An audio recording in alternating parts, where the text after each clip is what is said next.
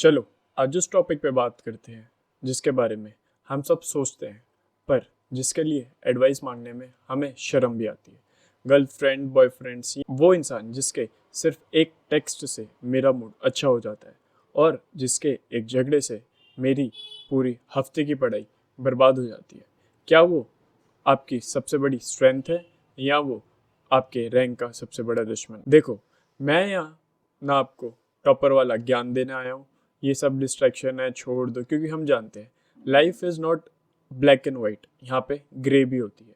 इस वीडियो में मैं आपको कोई लेक्चर नहीं दूंगा, मैं बस आपको एक दोस्त की कहानी बताऊंगा। उसकी गलती, उसकी कहानी शायद आपकी पूरी नीट जर्नी बचा सकती है। प्रॉब्लम ये नहीं है कि आप टाइम वेस्ट करते हो, वो तो सभी करते हैं। असली प्रॉब्लम है इमोशनल बैंडविड्थ की।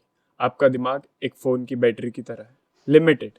अगर 80% बैटरी एक इमोशनल फाइट को हैंडल करने में या उसके रिप्लाई क्यों नहीं आ रहा सोचने में लग जाती है या अगले झगड़े को इमेजिन करने में लग जाती है, तो भाई आप फिजिक्स के लिए 20% बैटरी से क्या ही खाड़ लोगे? क्या आप नीट क्रैक कर लोगे? ये कहानी मेरे एक दोस्त की है। चलो उसे अमन कहते हैं।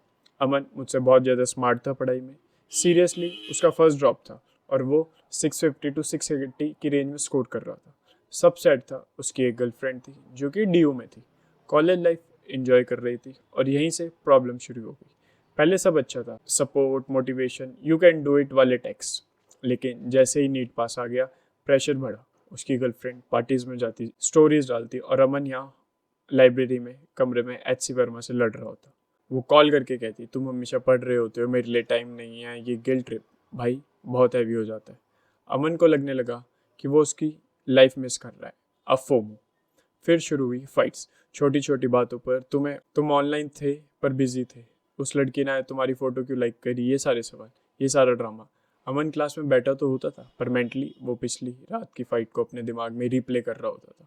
वो टीचर को नहीं, अपनी गर्लफ्रेंड की आवाज़ सुन रहा होता था। मैंने उसे देखा है, किताब सामने खुली है पर आंखें ब्लैंक है। His body was in the library, but his mind was somewhere else entirely. उसका स्कोर 650 से 550 कब आ गया पता ही नहीं चला। वो चिड़चिड़ा हो गया और एंड में उसका सिलेक्शन नहीं हुआ।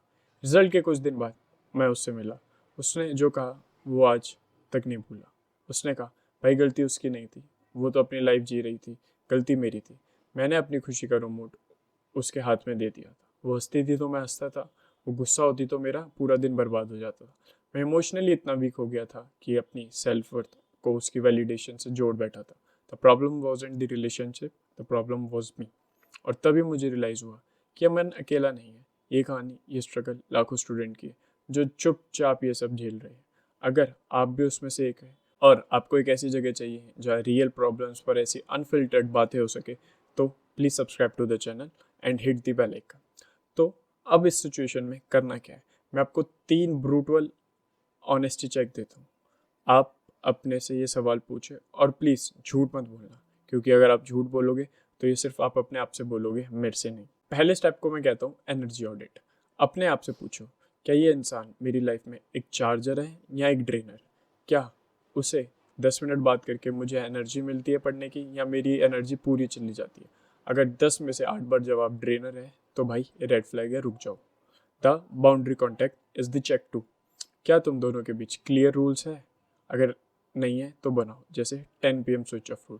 10 बजे के बाद फ़ोन साइलेंट, सिर्फ पढ़ाई, कोई गुड नाइट टेक्स्ट का वेट नहीं। या फिर संडे आर, पूरे हफ्ते ना मिलो लेकिन संडे शाम को 1 घंटा मिलना फिक्स है, जिसमें तुम सिर्फ दोनों मिलो, बात करो, नो पढ़ाई। बाउंड्रीज नहीं है तो क्या है? थर्ड, द इमरजेंसी प्रोटोकॉल, सबसे इंपॉर्टेंट। अगर झगड़ा हो जाए तो क्या?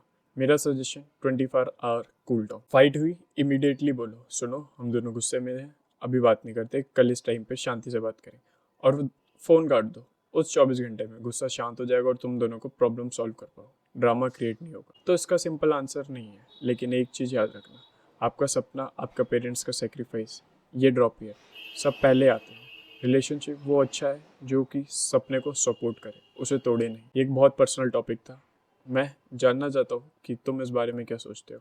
नीचे कमेंट्स में अपने थॉट शेयर कर दो और लेट्स टॉक।